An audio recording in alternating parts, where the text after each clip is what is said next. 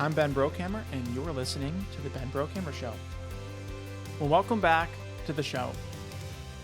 3 items on the agenda this week: the federal shutdown impact on Missouri, Cori Bush's campaign, and the St. Louis sheriff. He's in jail. Congress has been in the news quite a bit over the past few weeks. The federal shutdown is impacting Missouri. I have some statistics here as to how far that impact goes. Gross state product, the impact on that, $232 million each week. Unemployment has increased 800 workers. When you look at the federal workforce that is either furloughed or working without pay, 56,000 federal employees, that's 2% of our state's workforce. SNAP benefits, the impact on that over 30-day period would be on 656,000 enrollees, 255,000 of whom are children. $46 million in SBA loans are delayed, $440 million in federal contract spending cuts, and $655 million each month is the estimated cost on consumer spending decline for lost wages. There's a letter from the Missouri House Republican Conference urging the Senate to reopen the federal government.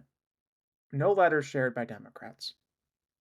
All of those statistics, all for Democrats holding out on health care for illegal aliens. There's a clean CR. Come on. This week as well, focusing on Missouri's 1st congressional district, which is facing a rematch between former Congresswoman Cori Bush and current Congressman Wesley Bell. When Cori Bush launched her campaign a couple weeks ago, on the first episode, I shared a peek of what her record, what her return, and what a squad reunion would look like. Well, this week we're going to be diving into the numbers just a bit further. And who's Cori Bush? Well, she's a progressive who lost to a more moderate Democrat challenger in the last election. She was primaried. She lost. She said she's running again because of a number of reasons, one of which is the stakes for our safety have never been higher. Okay, well, this is someone who consistently calls for defunding the police. District 1 covers St. Louis City, North St. Louis County, and parts of the midsection of St. Louis County. I'm going to be going into the crime statistics for St. Louis City specifically. It has a population, the city does, of 279,000 residents. The Metropolitan Police Department, the last reportable period of crime statistics, covers September 29th through October 5th, breaks the data down into a number of categories, and we're just going to be touching on these categories alone for the statistic.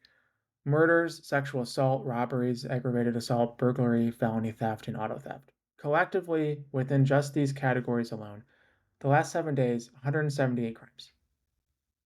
The last 28 days, 813 crimes. Year to date, 8,458 crimes. While generally there is an improvement over the same periods in 2024, there is still a clear crime problem in St. Louis City. And these are the numbers for only the crimes within those categories that were actually reported. Earlier this summer, 5 on Your Side published an article which quoted a city commissioned poll that showed that 38% of respondents fear violence. The top concern for those respondents was gunshots.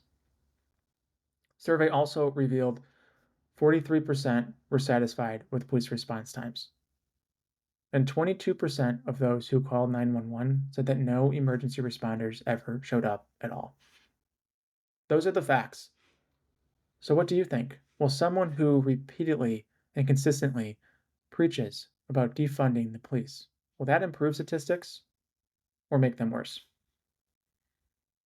Last episode, we talked about Cori Bush as well. We mentioned that she campaigned on delivering $2 billion for her district.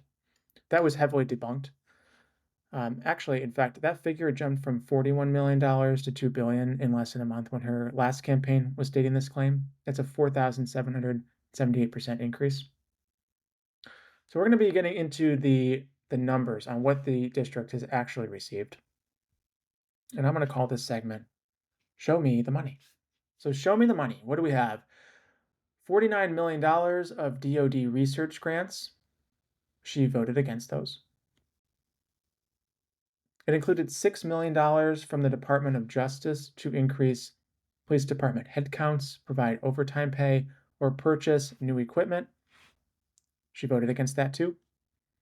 And President Biden's $1.2 trillion infrastructure bill passed in 2021 also voted against that. But actually, just on Friday, regarding the infrastructure bill, Cori Bush posted a video on X from a recent fireside chat that she was a part of, where she shared her praise for the infrastructure bill, something she voted against. We'll take a listen. I saw what was about to happen with the Donald Trump presidency, and I knew that if we had the Build Back Better Act and the infrastructure deal, that people would not only see the difference because their bridges being fixed and all of that, but they would feel the difference because more money was in their pockets. And so people wouldn't have been voting for someone because of over the price of eggs that's still high. That wouldn't have been the case. So that was Cori Bush on Friday, posting on X that video, her praise for the infrastructure bill. Well, if she thought it was so great, why did she vote against it? And the caption that goes along with this video: in St. Louis, costs continue to rise while many families struggle to afford the basics. As your Congresswoman, I'll focus on lowering costs and putting more money in your pocket. Watch more, coribush.org/firechat. What else did the district see? 1.2 billion plus for defense contracts for missiles, aircrafts, and drones from Boeing. She voted against that too. She's actually for defunding the Pentagon on top of defunding the police, and does not support any of that funding. In reality, much of the government funding that came into this district during her time in Congress, she was against. It was at odds with her progressive platform. The numbers don't add up mathematically on what she claims, but they also don't add up from viewpoints or positions either. Cori Bush also wants to lower energy costs. Remember the squad stance on the Green New Deal? A plan that would cost American families as much as $65,000 a year? It goes on and on and on and on. Shifting gears, the St. Louis Sheriff Alfred Montgomery is now in custody over federal charges. He walked into federal court on Tuesday and he did not walk out. A federal judge no longer thinks it's possible to properly supervise the sheriff while he's on house arrest. The mayor of St. Louis has called this whole situation absurd. I see it in the news. I'm in disbelief myself. So, what got us here? Well, I want to first state before we get into any of these items, these are accusations. Every defendant is presumed to be innocent unless and until proven guilty. This past summer, the sheriff who took office at the start of 2025, he landed himself in some pretty hot water. He was indicted in a U.S. District Court on civil rights charges, a misdemeanor count of deprivation of rights under color of law, namely the right to be free from unreasonable seizure. The indictment alleges that on February 14th of this year, Montgomery deprived the acting commissioner of the St. Louis City Justice Center of her right to be free from unlawful detention by a person acting under color of law when he directed and participated in the restraint and detention of her. He handcuffed her. In an NPR article, called this, quote, kidnapping. He overstepped his authority, according to the state, when he detained former Deputy Sheriff Darrell Wilson, confiscated his personal firearm. Well, Wilson was working a private security job at a South St. Louis City gas station last January. He refused to transport and supervise hospitalized detainees. The state alleges that Montgomery failed to transport 59 inmates for medical treatment between January and June, despite a long-standing precedent by previous sheriffs to do so. He misused tax dollars. He personally benefited from having an employee of his essentially chauffeur his children to and from school.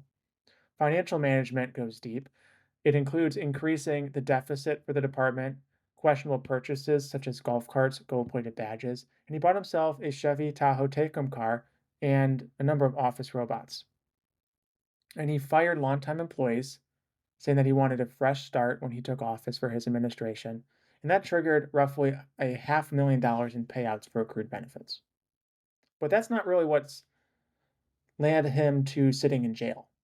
New federal charges. All of that, witness tampering and intimidation. He allegedly used a burner phone while on house arrest to make the tampering and intimidation calls. He wasn't clear on his marijuana use, how many guns he owned. For example, when he went on house arrest, a court supervision rep said the sheriff reported to having 5 guns that would need to be taken away while he was on house arrest. Guess how much they found? 14. They actually found 14 guns. Montgomery is facing federal indictments for 4 counts of witness retaliation, 1 count of witness tampering, 1 count of deprivation of rights under color of law. He has previously pled not guilty to all charges. The Missouri AG has stated that he thinks he's an elected king. Like I said earlier, the mayor of St. Louis has called this whole situation absurd. The judge on Tuesday actually gave his reasoning for jailing him while he was in court. And this comes from Fox 2. They obtained the audio.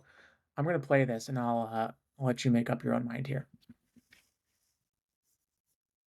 We also now have audio released by the federal courts from Tuesday's lockup of the sheriff. What happened with this burner phone is just, I just don't know how to stop that from happening again. That's Judge John Bodenhausen, who said he could not get past the sheriff's alleged witness retaliation on a burner phone. I'm having a real hard time with the fact that after I released him on bond, he went out and got another phone and started contacting these people. Bodenhausen remanded the St. Louis sheriff into federal custody. Quite frankly, I believe it's unlikely that he would abide by these conditions.